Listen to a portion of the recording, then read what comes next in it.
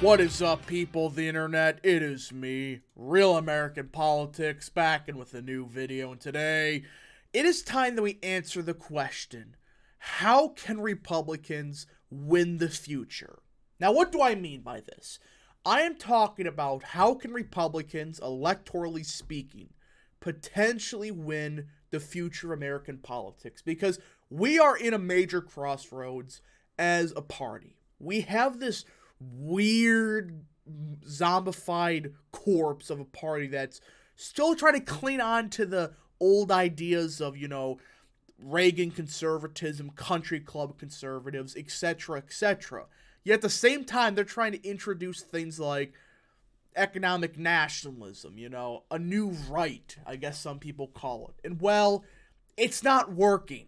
It's not working, and Republicans need to find a good mixture of the positives of both. We can't keep doing this, we're just going to combine both of them and see what happens. It's clearly not working. And you can make an argument about what happened in 2022, but I would say a big reason for this underperformance by Republicans was the fact that the messaging was a disaster. Like, many people are like, what do the Republicans really stand for at this point? Tax cuts? Is that it? Anything? Hello? Yeah, that's the type of issue we had in 2022, in my opinion. So we're going to discuss how can Republicans fix these issues and win the future. Now, before we continue with today's video, I hope you enjoy these type of videos. If you do, smash the like button down below. Subscribe, share with your friends, hit that little bell, follow the Twitter account in the description down below, and join the channel today. Guys, just for $3 a month, you could join Real American Politics, which is a phenomenal deal as it helps support the daily content we all know and love. You love that daily content? Well, that's the best way to support it, so I hope and recommend you join today. Alright everybody, let's get in today's video. So, many people have been discussing about the future of American politics. Where are we heading towards as a party? And currently it's not a good state, to say the least. We have this weird party where it's like, okay, are we the party of Reagan? Because if we are, we're not really the party of Reagan anymore, because we're combining things such as trade protectionism, immigration restrictionism, etc., etc. And nobody knows really what the Republican Party is really standing for at this point. I mean, can you give a rough... Okay, in the comments down below, can you name the 5 major policies of the Republican Party that they focus on the most? Can you? You maybe be able to name tax cuts. Maybe immigration reduction. Outside of that, nobody really knows what the Republican Party is at this point. And I argue that the big reason for the Republicans' underperformance in 2022 was because the messaging was terrible. It was a complete and total clown show. It was a complete failure across the board for Republicans. Now, there were some areas that Republicans thrived in. States like Virginia, California, Florida, New York, even Oregon, they flourished in. But many of the Rust Belt states, Wisconsin, Michigan, Pennsylvania, parts of Ohio, they underperformed vastly. States like North Carolina even, which this is a major problem. Why? Look at the map. Yes, Republicans did way better in California, Virginia, and New York. But outside of maybe Virginia, California is never going to be winnable in a statewide race. New York, sure, it's shifting Republican, but I doubt it's going to ever be within 10 again. That's like best case scenario. The fact is, Republicans need to get a grip and realize the important states is Wisconsin, Michigan, Pennsylvania, North Carolina, Georgia, Arizona, and Nevada. These are the big 7. These are the 7 states that will determine the political future of America. Republicans can't keep doing this crap of, oh, we're going to shill for the northeastern liberal Republican. They're gone. The only Republicans those guys vote for at this point is Phil Scott types. Do we really want a Phil Scott Republican Party? No. So we have to get our messaging straight right off the bat. And I think there were actually 2 or 3 Republicans in 2021 and 2022 that perfected messaging. Glenn Youngkin of Virginia, ironic, and Lee Zeldin of New York, ironic. Look, like I said, this doesn't mean, we're going to be able to win the Northeast at all. But the states of Virginia and New York, unironically, had some of the best messaging of any state party in 2021 and 2022. In Virginia, Youngkin mastered the issue of education. But not just that. This is what Republicans fail to realize. He didn't just win because of education. That's a big part of it.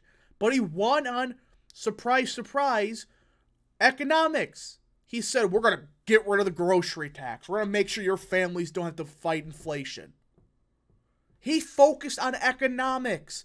What do people not understand about this? Youngkin won on groceries and education. Not just education. Yes, it was a big reason why he was able to win a Biden plus 10 state. But you can make an argument his focus on groceries helped him in the Trumpist part of Virginia. He absolutely won Virginia because he united the party. He didn't go woke. He didn't bend the knee on cultural issues.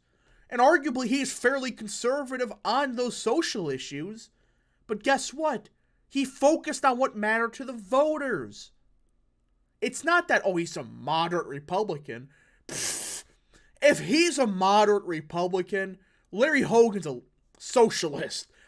That's just a fact. I mean, Hogan, or I should say Youngkin, was a conservative Republican. He just focused on what mattered to the voters. Education and groceries.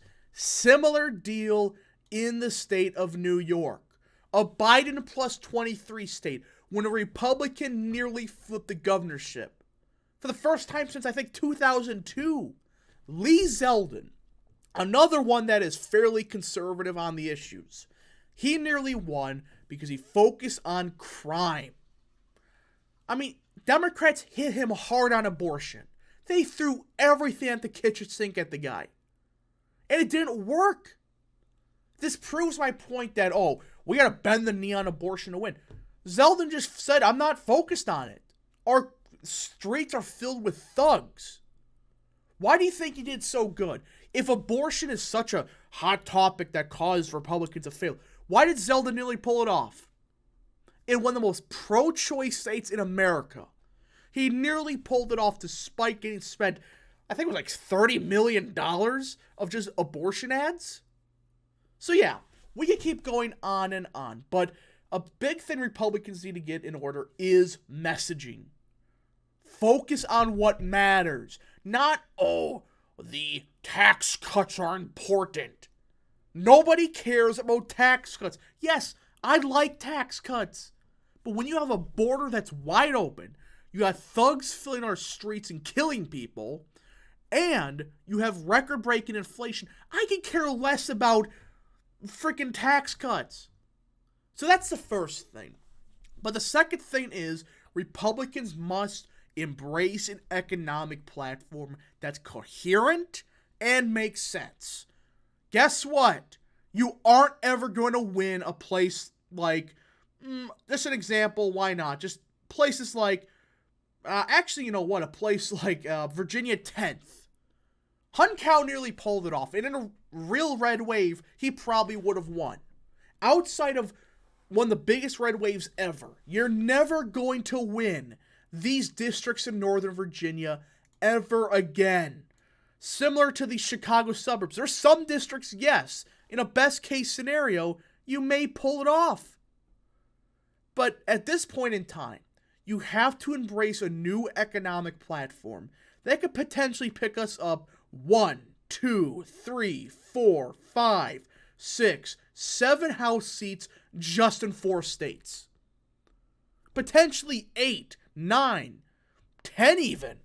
10 seats just in these couple states, while what districts you potentially going to lose if you embrace an economic nationalist platform?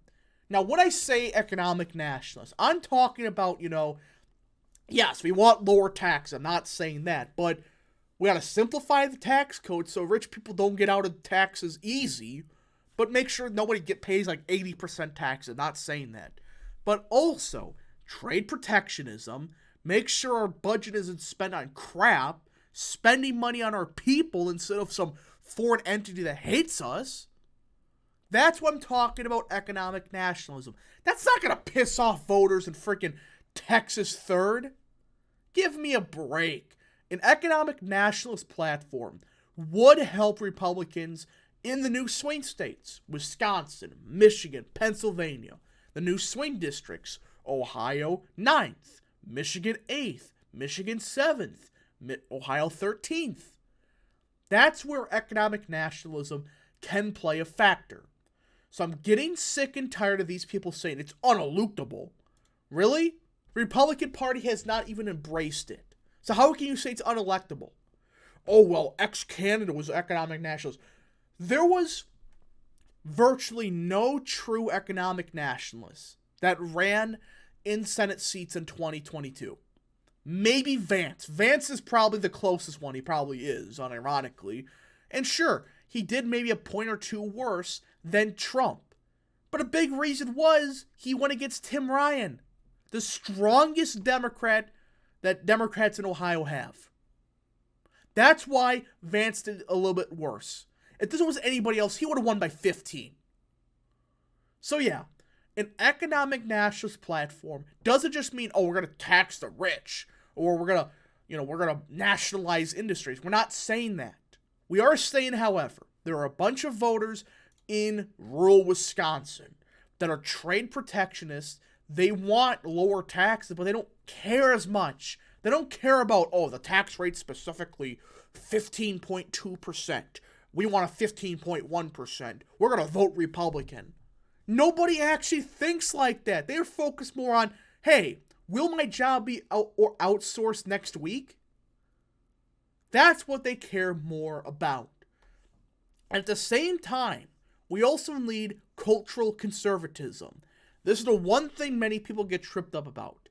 Many of these voters in Waukesha, Washington, Ozaukee, go to places like Butler, you go to a place, even Hamilton, well, not really Hamilton, but Claremont, Warren, you go to even Texas, places like Collin, Denton, Tarrant. These voters that are traditional Republican voters are culturally conservative.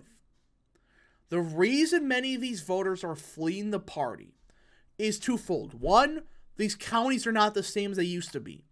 They're becoming more and more educated and less white. It's a fact. But number two was Republicans have just seemingly forgotten cultural issues entirely. I mean, there's some states here that they focused on, but remember Youngkin? He focused on the cultural wars, and he nearly flipped ancestral Republican counties such as Loudoun. He nearly flipped it. I don't think it was like within 10 points or something like that. But guys, these voters would absolutely vote Republican if you focus on real cultural issues. Not, the radical socialists are going to take over America next week. Nobody cares about that. If you say, hey, your kid's getting taught that you're not actually a boy, you're a girl, and not only that, but you're white, so therefore you're useless, yeah, a lot of these voters would vote Republican. But Republicans keep dropping the ball on it. So economic nationalism and actually fighting the culture wars, this is a perfect mixture. I mean, in the industrial Midwest, cultural issues is not that big. It's a fact. People say, that's what caused us to lose Michigan. Okay, it may have hurt Dixon by a point or two, but arguably her campaign was a disaster. Some of her comments were just stupid, but it wasn't just because abortion, the state's 99%, pro-choice. The issue is Republicans were incompetent with messaging. But yeah, really in the Midwest, they don't care about social issues.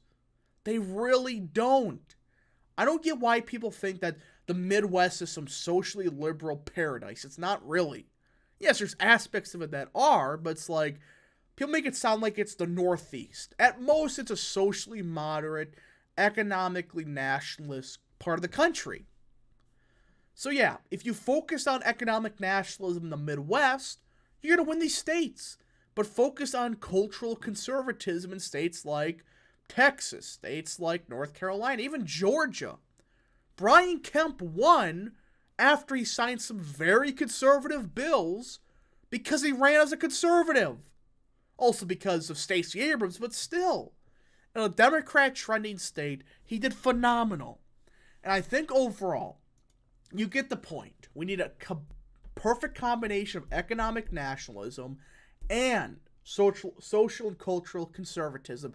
Don't bend the knee on issues. Look, we may have lost some seats in 2022 because of abortion. I never denied that.